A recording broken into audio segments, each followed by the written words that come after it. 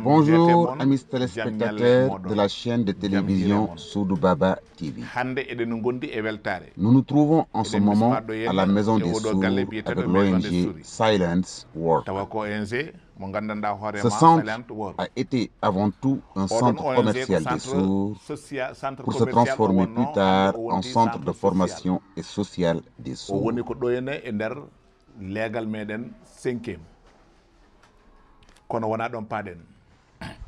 Nous sommes ici en présence du couple Woody Dembaba et son époux Demba Abouba, responsables de l'ONG Silence Work, qui sont à l'origine de la création de ce centre.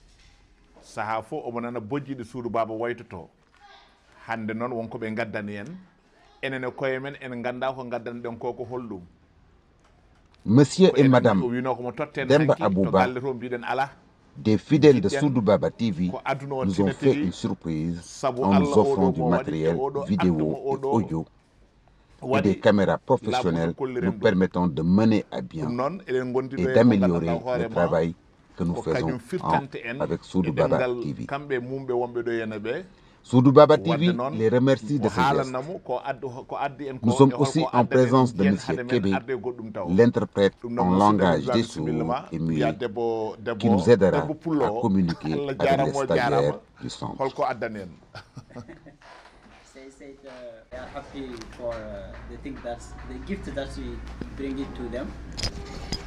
Yesterday we said that to give them at home. They say no.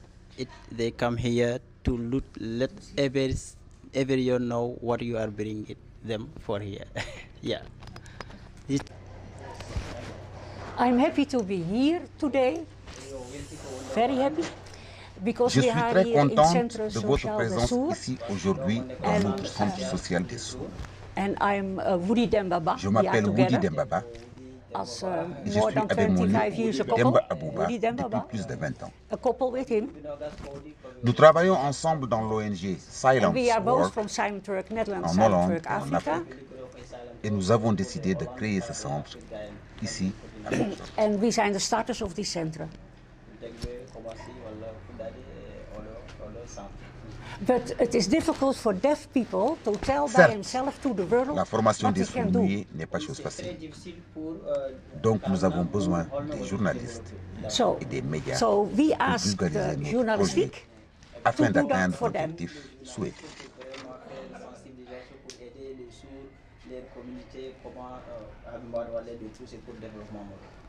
Yeah.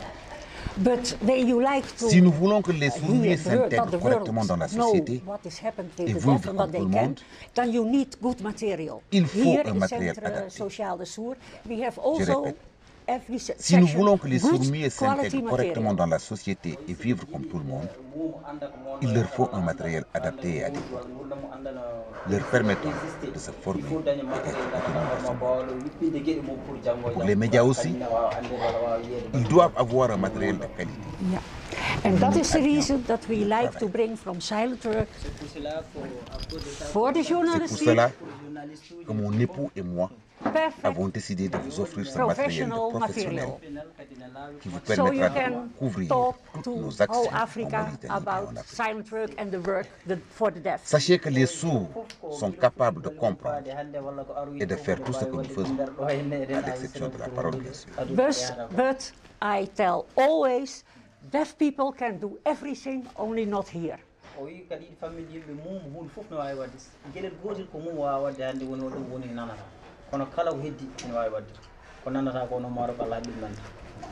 Thank you.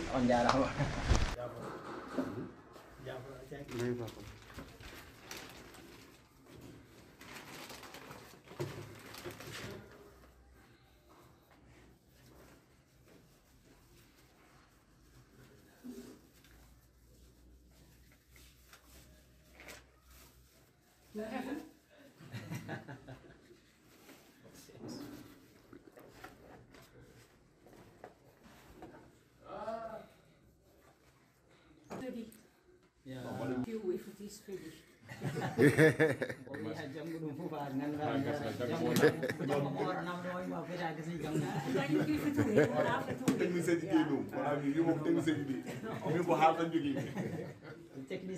Okay, yeah, all together.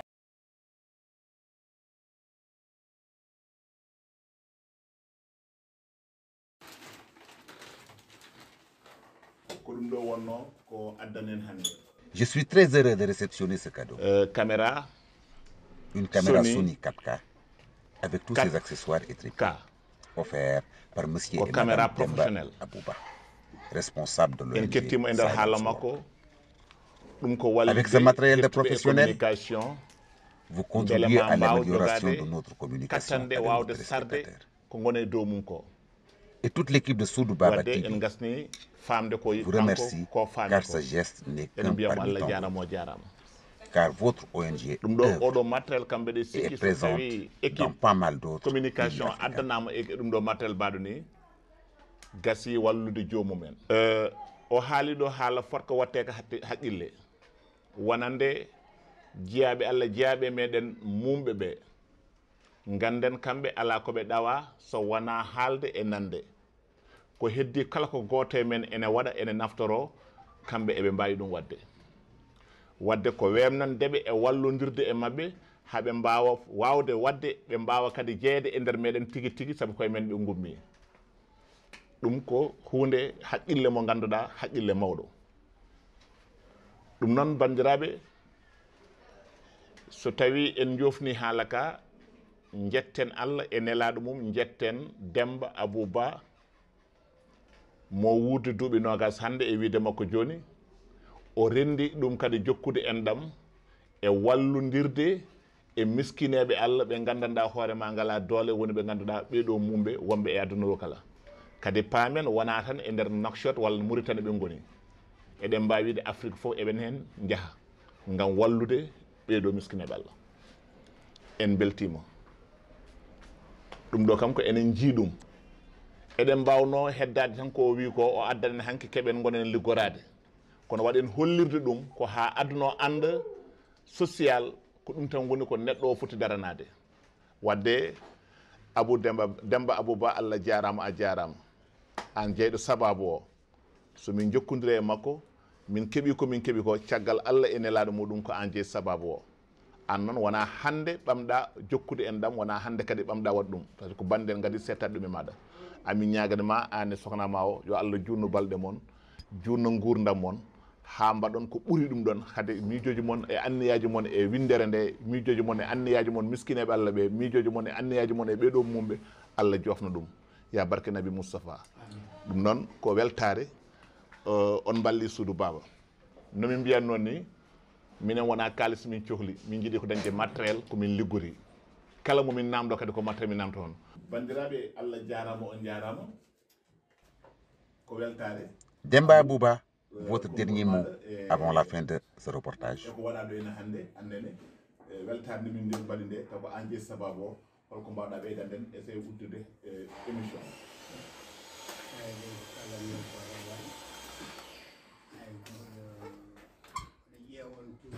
En ce qui me concerne, je suis Soudou Baba TV depuis plusieurs années et vous avez toujours fait appel à la générosité des gens et votre manque cruel de matériel.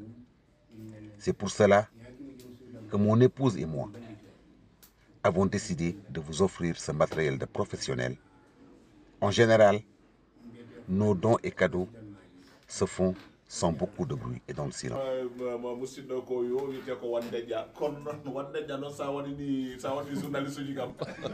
donc kam kadi deƴƴere ko gasɗon ha laaɓi ko heddiɓe ɓe andi koko deƴƴere ɓoyi on ɓoyi deƴƴude kono min ɗumen pamon noon à partir de hande walla hanki nde min keeɓi oɗo matériel minen min ƴefti engagement minen e koye amen wontude partenariat mabɓe kala ko fate communication kala golle mabɓe ɗeɓe mbawi wadde min daro hen kadi min mbaɗa erango ngo min mbaɗata laamuji ɗi walla laamu ngu surtout ma leydi ndi autorité ji wonɓe ɗo henne ɓe ɗum ɗo il faut ɓe mbaɗa hen juuɗe mabɓe en jigal ɗo gollal no wirini mumɓe ɓe koye men jeeya koye men ɓe jeeya il faut ko ɓe balle wadde laamuji yo balluɓe e wemnande ɓe gueɗe mabɓe probléme aji ɗiɓe jogoto ɗo henna caɗele ɗeɓe jogoto ɗo henna ha wawa rewde onon autorité ji oɗo message fayi koye moɗon en jejjitta kadi aussi société générale banque mo ganduɗa ene gollodiri e mabɓe no fewi ene waɗa hen kadi galle fayde reportage mo bonno ɗo hen ñande noon ko ɓen bonno hen wadde société générale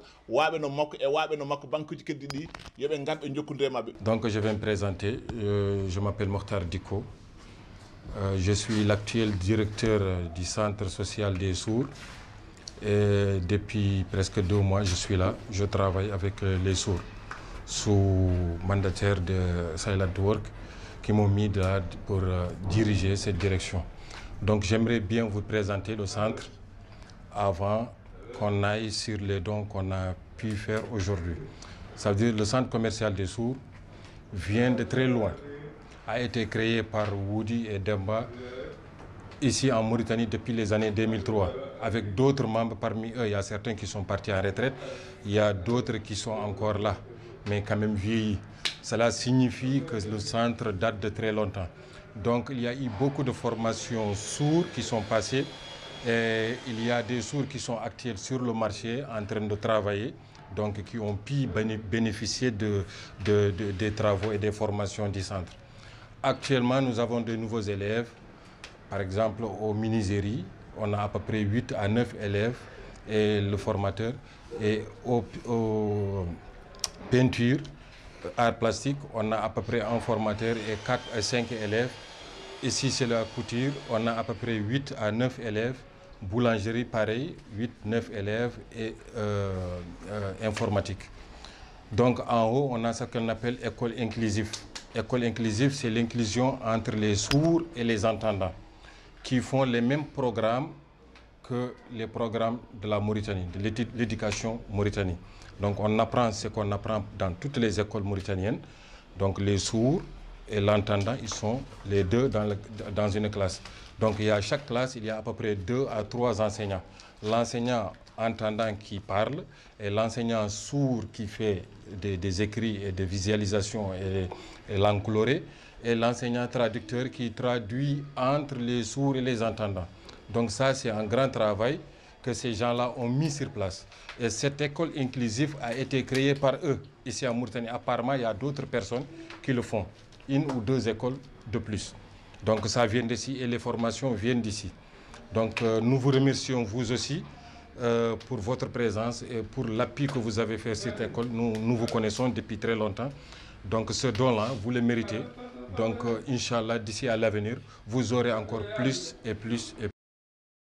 Allah jarama on jarama en madame Ba amin bima Allah jarama no fewi min beltima debbo pullo Seydi Ba min beltanimama no fewi ane galle ma fof e ɓesgu ngu e bandiraɓe ma fof beltanimama hande wuuro men gono wiyatno kadi l'équipe de Soudou Baba hande koye inde dabbe ɗum ɗo ko waɗa fof ngal ɗo teddugal koye inde dabbe fof no gowɗa waɗirde kala saaha e inde fuutankoɓe inde Mauritanie naɓe inde Afrique naɓe ha tengtunon ɗo jeyɗa ɗo goto gudda sa dabbe naɓe wadde amin min jalta e mabɓe c'est aussi au nom de tous les Mauritaniens et les Africains en beltimo no fewi dendagal kadi équipe o arɓe ɗo yene ɓe directeur meɗen kesso o donc eɗen beltanomo no fewi e traducteur meɗen o Mamoudou Kébé c'est un jeune frère vraiment momin korsini vraiment e ɓiɗɗo dari ɗo henno ɗum noon Ibra en beltanima dendagal élève ɗi foof ɗo ɓe wawi wonde henna no mbiɗen ni wonnoɓe hen juuɗe mo guila adan ni ede Cheikh Fall amin mbima Allah jarama jarama Alassane Ceerno Baro yo Allah yurmede Allah wonema yo Allah yurmo yafon ko jinnaɗo meɗen